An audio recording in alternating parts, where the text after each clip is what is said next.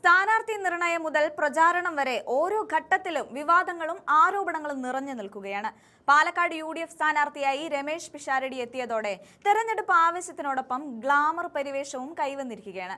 എന്നാൽ വെറുമൊരു സിനിമാ താരമായല്ല, മറിച്ച് കൃത്യമായ രാഷ്ട്രീയ ബോധ്യമുള്ള ഒരു സ്ഥാനാർത്ഥിയായാണ് പിഷാരടി വോട്ടർമാരെ സമീപിക്കുന്നത്. ഈ സാഹചര്യത്തിലാണ് കഴിഞ്ഞ ദിവസങ്ങളിൽ സോഷ്യൽ മീഡിയയിൽ ഏറെ ചർച്ചയായ തൃക്കാക്കര NDA സ്ഥാനാർത്ഥി അഖിൽ മാരാരുടെ പരാമർശങ്ങൾക്കും മണ്ഡലത്തിലെ വികസന മുരടിപ്പിനെ കുറിച്ചുള്ള ആരോപണങ്ങൾക്കും രമേശ് പിഷാരടി നൽകുന്ന മാസ് മറുപടി ശ്രദ്ധേയമാകുന്നത്. പാലക്കാട് മണ്ഡലത്തിലെ പ്രചാരണത്തിനിടയിൽ മാധ്യമങ്ങൾ അഖിൽ മാരാരുടെ വിമർശനങ്ങളെക്കുറിച്ച് ചോദിച്ചപ്പോൾ വളരെ ലാഘവത്തോടെയും എന്നാൽ കൃത്യമായ പരിഹാസത്തോടെയുമാണ് പിഷാരടി മറുപടി നൽകിയത്. അഖിൽ മാരാറെ താൻ അത്ര ഗൗരവമായി ശ്രദ്ധിക്കാറില്ലെന്നും അദ്ദേഹത്തിന്റെ അഭിപ്രായങ്ങൾ സ്ഥിരതയുള്ളതല്ല എന്നും പിഷാരടി തുറന്നടിച്ചു. അദ്ദേഹം ഇന്ന് എന്നെ കുറ്റം പറയും, ഒരാഴ്ച കഴിഞ്ഞ് ഞാൻ മഹാനാണെന്ന് അദ്ദേഹം തന്നെ തിരുത്തി പറയും എന്ന പിഷാരടിയുടെ വാക്കുകൾ സോഷ്യൽ മീഡിയയിൽ വലിയ ചർച്ചയായിട്ടുണ്ട്. അതുകൊണ്ട് തന്നെ ഒരാഴ്ച കഴിഞ്ഞ് അദ്ദേഹം തന്റെ പ്രസ്താവന തിരുത്തുമോ എന്ന് നോക്കിയതിന് ശേഷം മാത്രമേ മറുപടി നൽകുന്നതിനെ കുറിച്ച് ആലോചിക്കൂ എന്നും അദ്ദേഹത്തിന് ഉത്തരം നൽകാൻ ഇപ്പോൾ സമയമില്ലെന്നും പിഷാരടി പരിഹസിച്ചു. വ്യക്തിപരമായ ആരോപണങ്ങൾക്കപ്പുറം പാലക്കാട്ടെ വികസന പ്രവർത്തനങ്ങളെക്കുറിച്ചും അദ്ദേഹം കൃത്യമായ നിലപാടുകൾ വ്യക്തമാക്കുന്നുണ്ട്. NDA സ്ഥാനാർത്ഥി ഉന്നയിക്കുന്ന വികസന മുരടിപ്പ് എന്ന ആരോപണത്തെ അദ്ദേഹം പൂർണ്ണമായും തള്ളിക്കളയുകയും ചെയ്തു. ഉമ്മൻചാണ്ടി സർക്കാരിന്റെ കാലത്ത് ഷാഫി പറമ്പിൽ കൊണ്ടുവന്ന വികസന നേട്ടങ്ങൾ നിലനിർത്താൻ പോലും ഇടതുപക്ഷ സർക്കാരിന് കഴിയുന്നില്ല എന്നും അദ്ദേഹം പരിഹസിക്കുന്നുണ്ട്. പ്രത്യേകിച്ച് പാലക്കാട് മെഡിക്കൽ കോളേജിന്റെ അവസ്ഥയെക്കുറിച്ച് അദ്ദേഹം ആശങ്ക പ്രകടിപ്പിക്കുന്നുണ്ട്.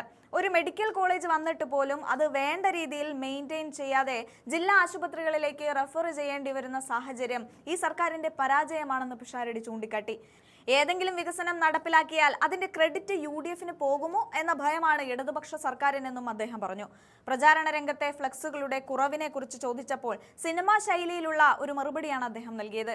എത്ര ഫ്ലക്സ് വെച്ചാലും എത്ര നടന്മാർ പ്രചാരണത്തിന് ഇറങ്ങിയാലും ആത്യന്തികമായി വോട്ടർമാരുടെ ഇടയിൽ ഉണ്ടാകുന്ന മൗത്ത് പബ്ലിസിറ്റിയാണ് കാര്യമെന്ന് അദ്ദേഹം പറഞ്ഞു. ഈ കാര്യത്തിൽ UDF ഏറെ മുന്നിലാണെന്നും ജനങ്ങളുടെ പെരുമാറ്റത്തിലും സമീപനത്തിലും തങ്ങൾക്ക് വലിയ പ്രതീക്ഷയുണ്ടെന്നും പിഷാരടി വ്യക്തമാക്കുന്നുമുണ്ട്. പ്രധാനമന്ത്രി അടക്കമുള്ള വമ്പൻ നേതാക്കൾ പ്രചാരണത്തിന് എത്തുന്നതിൽ തനിക്ക് ഭയമില്ലെന്നും ജനങ്ങൾ UDFന്റെ വികസന ബെനഫിറ്റുകൾ അനുഭവിച്ചവരാണെന്നും അദ്ദേഹം ആത്മവിശ്വാസത്തോടെ പ്രകടിപ്പിച്ചു. പാലക്കാടിന്റെ മതേതര സ്വഭാവത്തെക്കുറിച്ചും അദ്ദേഹം സംസാരിക്കുന്നുണ്ട്. ഓണത്തിന് സദ്യയും പെരുന്നാളിന് ബിരിയാണിയും ക്രിസ്മസിന് കേക്കും പങ്കുവെക്കുന്ന ഈ നാടിന്റെ ഐക്യം തകർക്കാൻ ആരെയും അനുവദിക്കില്ലെന്നും അദ്ദേഹം പറഞ്ഞു. വർഗീയ സംഘടനകൾ അങ്ങോട്ടും ഇങ്ങോട്ടും ആരോപണങ്ങൾ ഉന്നയിക്കുമ്പോൾ എല്ലാവർക്കും വിശ്വസിക്കാവുന്ന ഒരേ ഒരു ഇടം UDFും കോൺഗ്രസും മാത്രമാണെന്ന ഉറച്ച ബോധ്യത്തോടെയാണ് പിഷാരടി തന്റെ സംസാരം അവസാനിപ്പിച്ചത്. ചുരുക്കത്തിൽ വ്യക്തിപരമായ അധിക്ഷേപങ്ങളെക്കാൾ വികസനത്തിനും മതേതരത്വത്തിനും മുൻഗണന നൽകുന്ന ഒരു പ്രചാരണ ശൈലിയാണ് രമേശ് പിഷാരടി പാലക്കാട് സ്വീകരിക്കുന്നത്. ഈ ആത്മവിശ്വാസം വോട്ടായി മാറുമോ എന്നാണ് വരും ദിവസങ്ങളിൽ നമ്മൾ കാണാനിരിക്കുന്നത്. അദ്ദേഹത്തിന്റെ പ്രതികരണ വീഡിയോ മുഴുവനായി ചേർക്കാം, കണ്ടുനോക്കൂ. ഈ അഖിലിൻ്റെ ഒക്കെ കാര്യത്തിൽ അഖിൽ അദ്ദേഹത്തിനെ പോലെ അങ്ങനെ മുതിർന്ന ഒരാളൊന്നും അല്ല, ചിലപ്പോൾ എന്നേക്കാൾ ഇളയ ഒരാളായിരിക്കും. അഖിൽ പറയുന്ന കാര്യങ്ങളെന്നൊക്കെ പറഞ്ഞാൽ അദ്ദേഹം എന്നെ ശ്രദ്ധിക്കുന്ന പോലൊന്നും ഞാൻ അദ്ദേഹത്തെ ശ്രദ്ധിക്കുന്നില്ല. എനിക്ക് സമയമില്ല. നിങ്ങൾ പറയുമ്പോഴാണ് എന്തായാലും പുള്ളി പറഞ്ഞെന്നൊക്കെ തന്നെ ഞാൻ അറിയുന്നത്. മാത്രമല്ല അതിനെന്തെങ്കിലും അഭിപ്രായം പറയാനും പറ്റില്ല. എന്തായാലും കുറ്റോ മോശമൊക്കെ അല്ലേ പറഞ്ഞിട്ടുള്ളൂ, അതേ പറയാൻ സാധ്യതയുള്ളൂ. അങ്ങനെ പറഞ്ഞാലും ചിലപ്പോൾ ഒരാഴ്ച കഴിയുമ്പോൾ ഞാൻ വളരെ മഹാനാണെന്നും നല്ല മനുഷ്യനാണെന്നും പുള്ളി തന്നെ തിരുത്തി പറയും. ഇപ്പം ഞാൻ ഈ പറഞ്ഞതിന് പുള്ളി എന്തെങ്കിലും അഭിപ്രായം പറയും, അതിന് നിങ്ങളാരും മറുപടി ഒന്നും പറയാൻ നിൽക്കേണ്ടില്ല. ഇപ്പോൾ ഒരാഴ്ച കഴിയുമ്പോൾ അത് പിന്നെയും തിരുത്തി പറയും. അപ്പം നമുക്കൊരു 2-3 കൊല്ലം പരീക്ഷണത്തിനിട്ട ശേഷം ഒരു സ്റ്റേറ്റ്മെൻറ്റ് എന്താണെന്ന് ഉറപ്പിച്ച ശേഷം അദ്ദേഹത്തിനൊക്കെ ഉത്തരം കൊടുക്കുക. അതിനൊക്കെ സമയം പാലക്കാട് ഡീലിംഗ് എന്നൊക്കെ പറയുന്നത് കോൺഗ്രസിന് വികസനം പറയാനില്ലാത്തത് കൊണ്ടാണ് എന്നുള്ളതാണ് NDA സ്ഥാനാർത്ഥി പ്രധാനമായിട്ടും പറയുന്നത്. പാലക്കാട് ഇപ്പോൾ മോയിൻസ് സ്കൂൾ ഡിജിറ്റലൈസേഷൻ, അതുപോലെ തന്നെ പാലക്കാട് മോയിൻസ് സ്കൂൾ ഡിജിറ്റലൈസേഷൻ, അതുപോലെ തന്നെ ടൗൺ ഹാള്, അതുപോലെ സിന്തറ്റിക് ട്രാക്കിൽ ഒരു തുണിമാറാൻ പോലും കുട്ടികൾക്ക് ഒരു സൗകര്യമില്ലാത്ത അത്തരത്തിലുള്ള വികസന പ്രശ്നങ്ങൾ ഷാഫി പറമ്പിന്റെ കാലത്ത് തുടങ്ങി വെച്ചത് ഇനിയും പൂർത്തിയാവാതെ കിടക്കുന്നുണ്ട്. അപ്പോൾ അതൊക്കെ എക്സ്പോസ്ഡ് ആവുന്നുള്ളത് കൊണ്ടാണ് വികസനം പറയാതെ ഈ ഒരു ഡീലിംഗ് എന്ന തരത്തിൽ കോൺഗ്രസ് പറയുന്നത് എന്നുള്ളതാണ് NDA സ്ഥാനാർത്ഥി പറയുന്നത്. അല്ല, അവർ പറഞ്ഞ ഈ സിന്തറ്റിക് ട്രാക്ക് അവിടെ വന്നിട്ടുണ്ടല്ലോ, അടുത്ത കാര്യമല്ല, അത് തുടരും. ഇത് തുടരുന്നതെന്ന് പറഞ്ഞു കഴിഞ്ഞാൽ എല്ലാ കാര്യം അതാണ് പറഞ്ഞത്. ഇവിടെ ഒരു വലിയ കാര്യം ഉണ്ടായിരുന്നു. ഞാൻ ഇന്നലെ ഹൈവേയുടെ കാര്യം പറഞ്ഞതുപോലെ ഇവർക്ക് ഈ ക്രെഡിറ്റിൻ്റെ വലിയ പ്രശ്നമുണ്ട്. ഇങ്ങോട്ട് എന്തെങ്കിലും ചെയ്തു കഴിഞ്ഞാൽ കൊടുത്തു കഴിഞ്ഞാൽ അതിൻ്റെ ക്രെഡിറ്റ് ഷാഫിക്ക് പോകും, അല്ലെങ്കിൽ UDFന് പോകും എന്നുള്ളതുകൊണ്ട് അതിന് സിന്തറ്റിക് ട്രാക്ക് വരെയൊന്നും പോകണ്ട.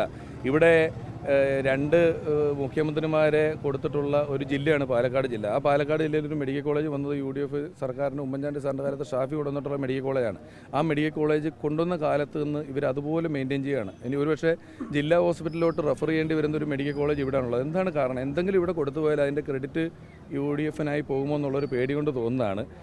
വികസനമൊക്കെ പാലക്കാടിനെ സംബന്ധിച്ചിടത്തോളം ഉണ്ട്. ഞാൻ അതാണ് പറഞ്ഞത്, വികസനം എന്ന് പറയുന്നത് എല്ലായ്പ്പോഴും മാനസികമായും രാഷ്ട്രീയപരമായും ജനങ്ങളുടെ ജീവിതത്തിലും കൂടെ ഉള്ളതാണ്. അപ്പം ഇങ്ങനെയും കൂടെ പറഞ്ഞ് അവസാനിപ്പിക്കാം. അവരുടെ ഒരു പാലക്കാട് 1-2 ഫ്ലക്സുകൾ കണ്ടു, ഞാൻ മാറാത്തത് മാറും എന്ന് എഴുതി വെച്ചിരിക്കുന്നത് കണ്ടു.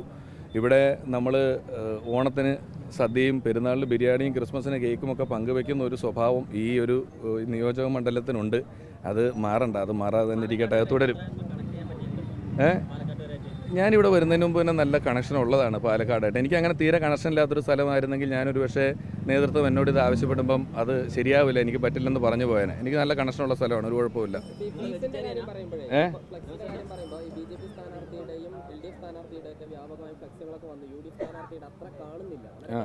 അത് അവർ നേരത്തെ വർക്ക് തുടങ്ങിയതുകൊണ്ട് ഭൂരിപക്ഷം ഹോർഡിങ്ങുകളും കാര്യങ്ങളൊക്കെ അവർ എടുത്തിട്ടുണ്ട്. നമ്മൾ അതിനു വേണ്ടിയുള്ള കുറച്ച് സ്ഥലങ്ങളും കാര്യങ്ങളൊക്കെ കിട്ടുന്നുണ്ട്, നമ്മൾ വെക്കുകയും ചെയ്യും. പിന്നെ സിനിമയുടെ കാര്യത്തിൽ ഞങ്ങൾ സിനിമാ പ്രവർത്തകർ പറയുന്നൊരു കാര്യമുണ്ട്, എത്ര ഫ്ലെക്സ് വെച്ചാലും എത്ര നടന്മാരിറങ്ങി പ്രൊമോട്ട് ചെയ്താലും ഒക്കെ ആത്യന്തികമായി മൗത്ത് പബ്ലിസിറ്റി എന്ന് പറയുന്നൊരു കാര്യത്തിലാണ് ഇത് വിജയിക്കുന്നത്. ആ കാര്യത്തിൽ നമ്മൾ തന്നെയാണ് മുന്നിൽ. ഫ്ലെക്സ് എണ്ണി എടുക്കുന്നതിനേക്കാളും ജനങ്ങളുടെ സംസാരത്തിലും ജനങ്ങളുടെ പെരുമാറ്റത്തിലും ജനങ്ങളുടെ ഞങ്ങളോടുള്ള സമീപനത്തിലും വളരെ മുന്നിലാണ് UDF.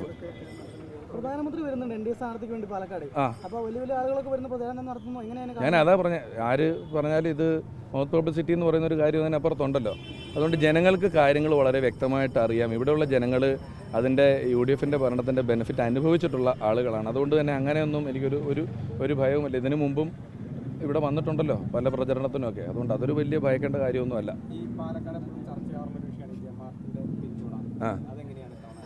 അല്ല, ഞാൻ പറയാമല്ലോ, നമ്മളെ സംബന്ധിച്ചിടത്തോളം ഒരു മണ്ഡലത്തിൽ നമ്മൾ ആദ്യം എല്ലാവരും അങ്ങനെ കാണാതിരിക്കുകയും ഇനി അത്തരത്തിലുള്ള നമ്മൾ പറയുന്ന ഏതെങ്കിലും ഒരു സംഘടന മറ്റൊരു സ്ഥാനാർത്ഥിക്ക് മറ്റൊരു സ്ഥലത്തേക്ക് വോട്ട് ചെയ്യുന്നുണ്ടെങ്കിൽ അതിനെ നമ്മൾ കാണുകയല്ലേ, പോസിറ്റീവായിട്ടല്ലേ കാണേണ്ടത്. ഏത് സംഘടനയാണ്? ഇവരെല്ലാവരും അങ്ങോട്ടും ഇങ്ങോട്ടും ഒരേ ആരോപണങ്ങളാണ് പറയുന്നത്. ഹിന്ദു സംഘടനകൾ വർഗീയതയാണെന്ന് ഇവിടുന്ന് പറയുന്നു, മുസ്ലിം സംഘടനകൾ വർഗീയതയാണെന്ന് ഇപ്പുറത്തുനിന്ന് പറയുന്നു. അപ്പോൾ എല്ലാവരും ഇങ്ങനെ പറയുന്ന സ്ഥിതിക്ക് ഇവർക്ക് എല്ലാവർക്കും സത്യത്തിൽ ഇതില്ലാതെ വോട്ട് ചെയ്യാവുന്നൊരു സ്ഥലമെന്ന് പറയുന്നത് UDF അല്ലെങ്കിൽ കോൺഗ്രസ് തന്നെയാണ്. എല്ലാവർക്കും നന്ദി, താങ്ക് യു. ഇനി വിഷയങ്ങൾ പറയുന്നില്ല. Thank you very much.